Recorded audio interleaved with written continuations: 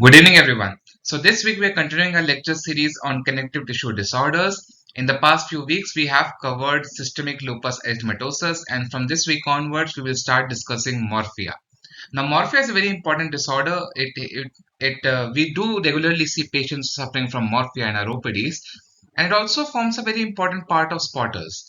Uh, it is very likely that you will have one spotter from morphea during your examinations. And morphea as a theoretical concept and as a theoretical question is also very important because you will get short notes on morphea and other sclerosing disorders. So before we start to discuss major sclerosing disorders like systemic sclerosis, I thought we should have a background of inflammation and fibrosis that is usually characterized in disorders like morphea and systemic sclerosis. Okay. If we understand the pathomechanism of morphea very clearly and without any doubts or issues, it will be easier for us to understand the treatment modalities in sclerosing disorders. If we know what is going wrong, we can have a certain idea what sort of drugs or treatment should we start with the patient. Okay. So with that, this week we're going to discuss the pathomechanism of morphea in much detailed manner, and we'll start the discussion without any further ado on morphea, epidemiology, and pathomechanism. Let's move forward.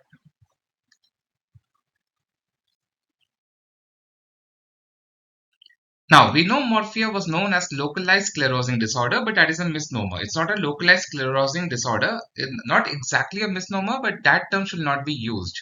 Why? Because we have localized form of systemic sclerosis, so you can have confusion with that. And morphea is not a localized sclerosing disorder. It's a localized tightening of skin, localized sclerosis, but it also has internal organ manifestations or problems in the internal tissues or the underneath tissues like fascia, muscles, and bone, in fact. So, a better term to describe would be an autoinflammatory fibrosing disease. So, it's a fibrosing disease which is autoinflammatory in origin. Okay. Now, the basic tenet or the basic dogma of morphea pathomechanism is that it starts with an inflammation, gradually goes into fibrosis with increased activity of fibroblasts and fibrocytes, which eventually leads to sclerosis and then atrophy of the tissues. And atrophy includes epidermis, dermis, and the subcutis also. It can affect the deeper organs like fascia and muscles and bones, but the basic pathomechanism is that inflammation leads to fibrosis, leads to sclerosis, leads to atrophy. Just remember this line, and we'll expand on it in the forthcoming slides. Okay.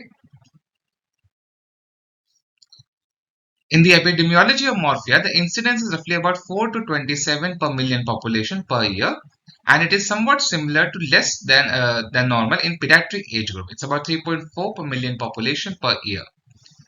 Linear morphea is about 5 to per million per year, and it is one of the more common forms of morphea. There are many clinical subtypes of morphea in which some articles say that linear morphea is more common, the most common manifestation, and some articles say that the plaque morphea is most common manifestation. We'll discuss them in the next slide. An estimated prevalence is about 5 per 10,000 at the age of 18, but it varies from number to number because different articles have different set of measuring morphea. We are not exactly sure what is the definition of morphea, when to call it a morphea or a localized systemic sclerosis. So because of that, you will have different data for prevalences and incidences, but a good number to quote would be 5 per 10,000 at the age of 18. The male to female ratio is 1 is to 2.7 to 3.4, and it is very important to note that in disorders like systemic lupus erythematosus, we have very high male to female ratio. The females are about 8 to 9 times more susceptible to SLE as compared to males. But here in morphea, we are seeing that it is about 2.7 to 3.4 times as compared to males. Now, this disease is more common in Caucasians or the white race, and this is also a differentiating factor from SLE. In SLE, we saw that the African Americans were more severely affected and were more common to have the disease of SLE, while in morphea, the Caucasians or the white race is more commonly affected by morphea. There's a bimodal distribution with regards to age, with the mean age of onset about 7 to 9 years in children and about 44 to 47 years in adults. So we have two peaks. That is what bimodal means. So one is 7 to 9 years in children and other is 44 to 47 years in adults. Okay, so this bimodal distribution is seen in morphea. So, since we have covered the epidemiology part, now we will devote the remaining part of the lecture on understanding the pathophysiology. Okay, now pathophysiology is very complex. Okay, it deals with all the autoimmunity, autoimmune antibodies, all the cytokines, chemokines, interleukins, all sort of shenanigans and cell population will play a very important role in pathophysiology of Morphea. So to understand it, I've tried to make it a bit simpler to understand, simpler to recall. And if you understand the basics of what is going wrong in Morphea, you'll be easily able to understand the clinical manifestations and the different treatment modalities that we use to treat Morphea. Okay, so let's start our discussion on pathophysiology of Morphea. Now, like all autoimmune disorders, and we have discussed the same while discussing SLE, that they can be triggers from the external environment, including trauma, radiation, any drugs or medications, vaccinations, and infections. Now, any kind of trigger in a genetic susceptible individual can trigger an immune response, which can eventually lead to development of morphea. Clear? So you have an environmental signal in the form of any trigger with a background of genetic susceptibility in an individual, and these two come together and trigger an immune response. Now, this immune response can be triggered by damage to the epithelium, damage to the epidermis, or damage to the vascular tissue. When the tissue gets damaged, if it is skin or blood vessels, whenever the tissue gets damaged, it leads to inflammation. So, inflammation is going to happen after that. If inflammation happens, then inflammatory cells will come in. So there will be activation of inflammatory cells, which will activate various inflammatory cell populations, various interleukins, chemokines, and cytokines. When the inflammation goes away, behind that, it will leave fibrosis. So first there is a trigger leading to inflammation, and when the inflammation dies down, it leaves behind fibrosis. So let's keep that concept in our mind, and then subsequently we will discuss each of these phases separately and in detail. Let's move forward.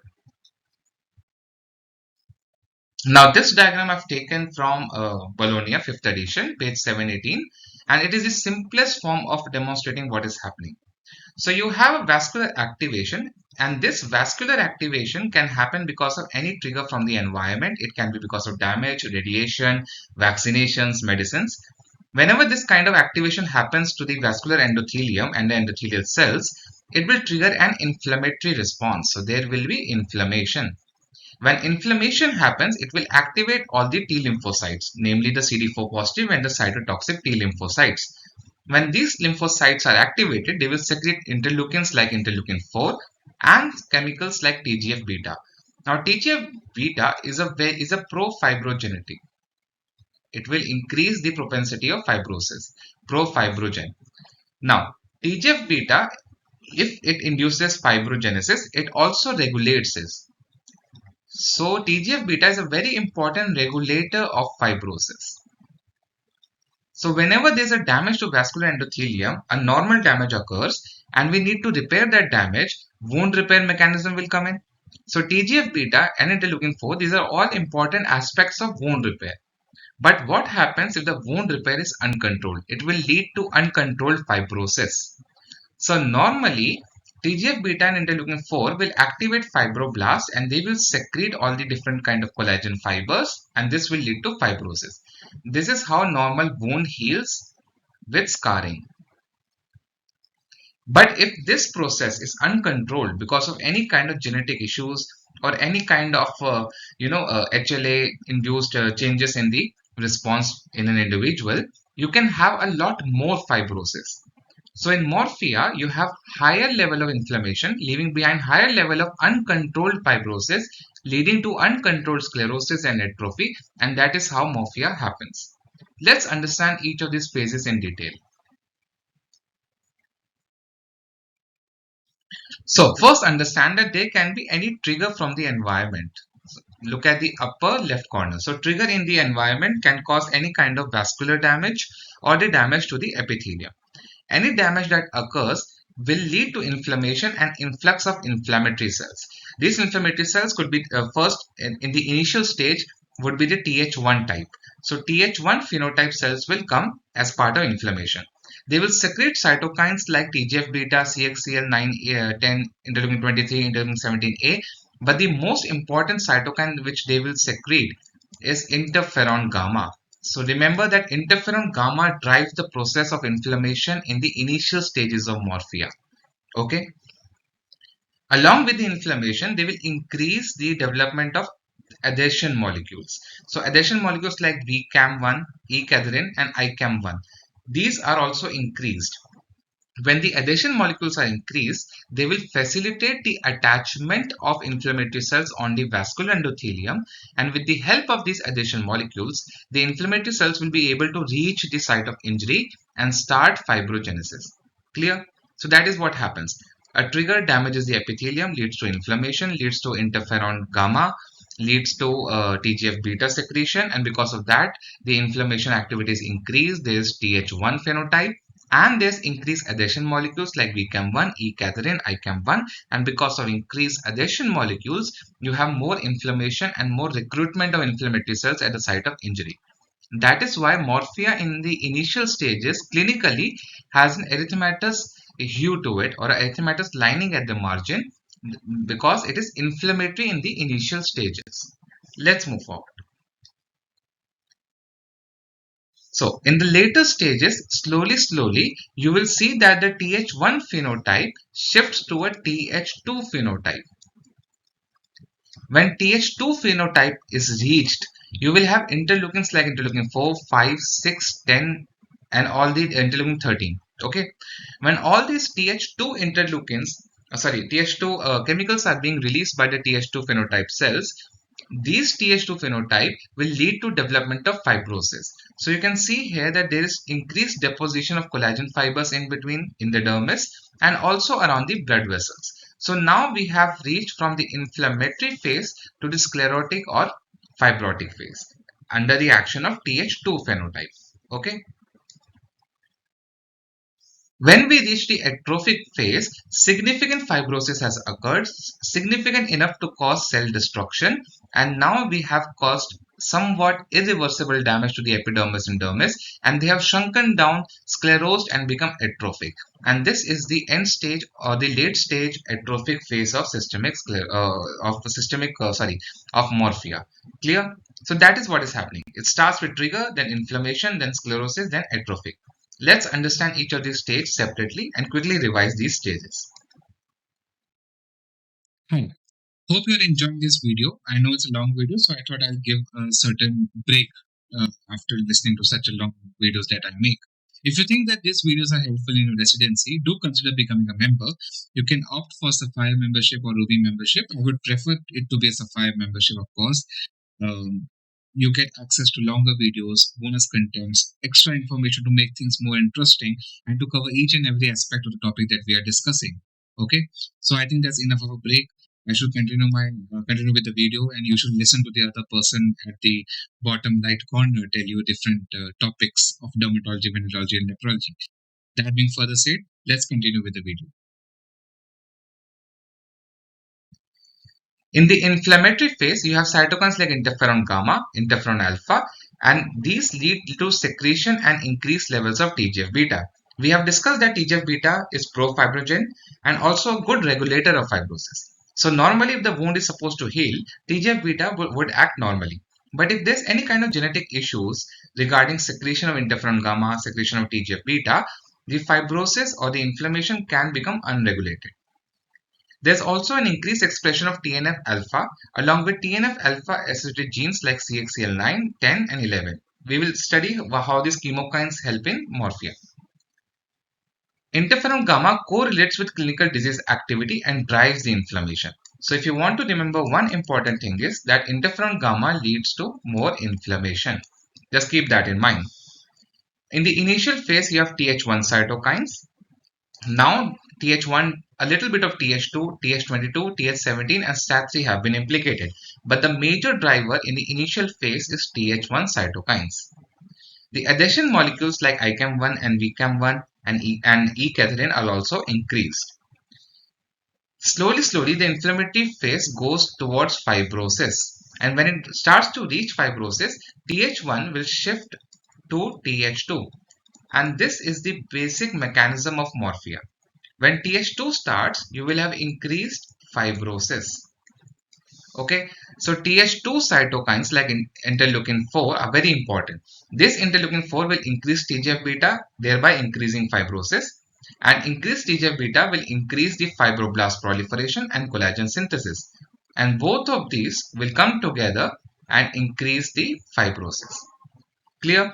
So Th2 cytokine like interleukin-4 will increase TGF-beta, will increase fibroblast, will increase collagen, will increase fibrosis. Clear? Let's move forward.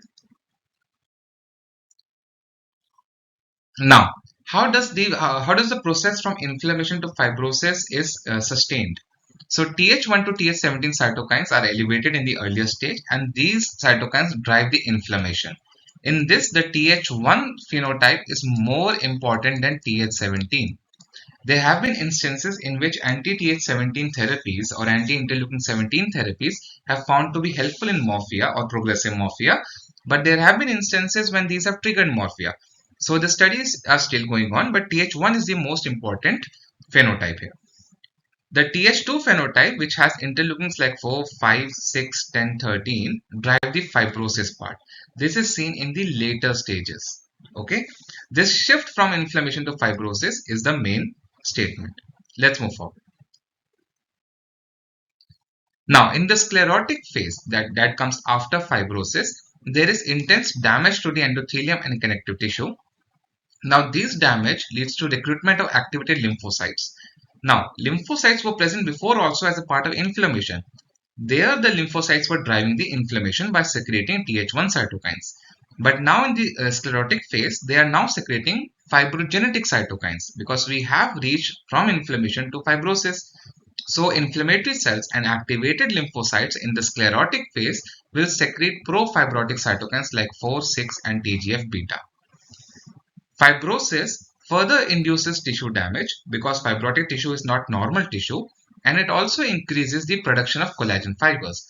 More the collagen fibers, more the fibrosis of dermis. Let's move forward. In the later stages of the disease, when we reach the atrophic phase, the sclerosis part gradually subsides in about 2 to 5 years. So Morphea would remain active for about 2 to 5 years, leaving behind an atrophic stage. So gradually the sclerotic phase is replaced by atrophy. And when we reach atrophy, then only surgical modalities would help. No medical modalities will be of any use. You need to repair the tissue defect, tissue loss, and that is why the importance of fat transfers and fillers would help in morphea rather than using anti-inflammatory modalities. Clear? Let's move forward. Okay, so we have discussed major sections, major phases of Morphea pathomechanism. We'll discuss the individual players now. Let's start with autoimmunity. Now, since it's an autoimmune fibrosing disorders, the autoantibodies will be present here also like SLE. So in Morphea, ANA was found to be positive in about 23 to 68% of the patients, but we know that ANA is a very non-specific autoantibody. It can be deranged in multiple disorders. Anti-dsDNA was found in about 7 to 51%. Other autoantibodies like antihistone in about 12%, anti-topoisomerase or anti-SCL70 in about 3.2%, and anti-centomere antibodies about 1.7%. These specific autoantibodies are more raised in systemic sclerosis, but in Morphea, ANA, anti-dsDNA, to some extent anti-single-stranded DNA has also been implicated. Let's move forward. Now let's understand what all cytokines and chemokines play a role in Morphea pathomechanism. In the early stage, we have discussed that Th1 phenotype predominates, and the most important cytokine is interferon gamma. Okay. Now other cytokines or other interleukins are interleukin 2, 2R, 12, TNF alpha, TGF beta, MCB1, and most importantly interferon gamma. Okay. Now this interferon gamma will drive inflammation. They will increase inflammation. When the shift is from inflammation to fibrosis or Th1 to Th2, in the later stages you will have more of Th2 phenotype. Okay, and now the organ or now the site of trauma will go towards fibrosis. Cytokines released in Th2 phenotype are interleukin-13, which increases collagen synthesis and also inhibits collagenase activity. So if you inhibit collagenase, you are inhibiting the destruction of collagen. So more collagen would be produced and deposited in the dermis, leading to fibrosis. Other interleukins like interleukin-4, which acts as B cell and fibroblast proliferation, increases extracellular matrix and immunoglobulins and adhesion molecules like ECAM1 or VCAM1. Interleukin-4 is a very important interleukin in the later half of Morphea pathomechanism. Other interleukins are interleukin-6, which is inflammatory, pro-fibrotic cytokine, also regulates B cell function and fibroblast activation and the cell differentiation. So, the more important interleukins in Th1 is interferon gamma, TGF-beta, TNF-alpha, interleukin-2. More important cytokines in Th2 phenotype are interleukin-4, 13, 6. Okay, you understood that? Let's move forward. Now let's discuss the environmental triggers. We have discussed what happens after trigger and damage to the tissues. Now we'll discuss what are the causes of damages. In most of the individuals, you might be able to find any history of damage done at site or damage done to the body. Okay. Most importantly, we'll discuss all the different damages like trauma, vaccination, radiation, and drugs. In the vaccines, which have been implicated as a starter trigger for Morphea, include hepatitis B, MMR, diphtheria, tetanus pertussis, pneumococcus, BCG, and latest COVID-19 vaccine. However, some authors say that adjuvants in the vaccines may be the trigger, not the vaccine itself. In fact, the newer vaccines, which are the mRNA-made vaccines, mRNA vaccines have a tendency to activate the innate immune system. That is the normal mechanism of action of mRNA vaccines. When the innate immune system is activated, it can increase the activation of immune system, and if this increase in activation of immune system is not properly controlled, it can lead to a dysregulated immune activation, leading to dysregulated inflammation, leading to dysregulated fibrosis, leading to morphea. Clear? Any trauma can trigger an immunological response. We have discussed that in the previous slides regarding vascular damage, keratinocyte damage, and epidermis-dermis interaction. So all this kind of mechanisms can be triggered by trauma, physical trauma to the site. In fact, Wolff's isotopic response, that means morphea occurring at a site of previous skin damage, is seen in about 6% of patients, while the isomorphic response of Koebner, that means morphea occurring at the site of trauma, is seen in about 9% of the patients. Let's move forward. So with that, I'll finish a detailed discussion on pathomechanism of morphea. These are the reading recommendation, but I've covered every aspect of pathomechanism morphea in this video lecture. If you go through this video lecture, you will not need to read much in detail. If you want, these are the reading recommendation. These are chapters from Fitzpatrick, Bolognia, and Rooks, and these articles are very good. In fact, Morphea 23 update is a very good article, and if you want to know more about autoantibodies and their action in morphea, this article becomes good. Okay. Again, requesting, if you think that this video lectures are found to be useful in your residency, do consider becoming a member. But do remember that I do plan to discontinue Ruby membership in the coming months. And if you think these video lectures are very helpful for you and you have found it to be informative, do consider becoming a Sapphire member of the channel. Okay, Sapphire member being a Sapphire member gives you access to longer videos, special videos, or separate videos that I make for Sapphire members, which are not open to even Ruby members, are also present for you to see. With that, I shall finish this week's lecture on Morphea Part 1, which includes pathomechanism and epidemiology. This lecture is all you require to have a good concept about the background inflammation and immune responses that is happening in Morphea. If you go through this lecture multiple times or few times, make your own notes, you'll be easily able to answer any kind of question. And if you understand the background pathophysiology, you'll be able to understand what all treatment modalities are used in morphea, when to use anti-inflammatory drugs like non-steroidal anti-inflammatory drugs, biologicals, methotrexate, cyclophosphamide, or when to use surgical modalities like dermal fillers or fat transfers in morphea, if you know what is the pathomechanism and how to correlate that. Clear? So without much further ado, I'm going to stop this video lecture. We'll meet again next week. with Morphea Part 2, clinical features and treatment modalities. Till then, enjoy your weekend. Bye bye.